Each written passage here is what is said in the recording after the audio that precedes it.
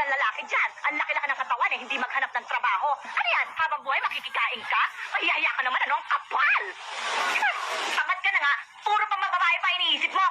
Wala ka nang ipinagmamalaki kundi ang kagwapuhan mo. Wapo ka pa. Bakit? Nakakain pang gandang lalaki, ha?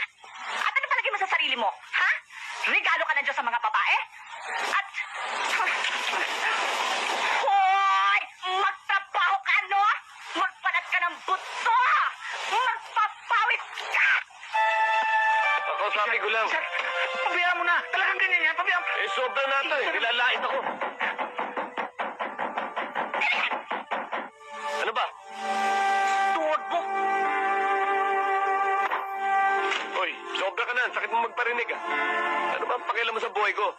Parang pagsalitaan mo ako ng ganyan. Pinipirwisyo ba kita? Hirap ka na ba para sa akin? Loko pala to eh. Una-una, wala akong pakialam talaga sa buhay mo. Pangalawa, wala kang karapatang pagsalitaan mo ko ng ganyan. Anong gusto mo? Lululing ko lahat ng sinabi mo. Na nakikikain ako, tamad ako, walang iya ako. At wala akong ginawa kundi magpapogi. Hindi ako nagpapapawit, ha? Natawa-tawa mo, parang nakakalo ako. Hoy! Paano hindi ako matatawa sa'yo? Taka mo! Lahat ng mga narinig mo sinabi ko, lahat yun dahil ko dito sa comic! Ando dyan, no? Oh, tignan mo! Palibasa pinupunta na ng kusyensya mo? Dapat lang! Isa tayo na. Bakit pakain pa sa atin yung comics?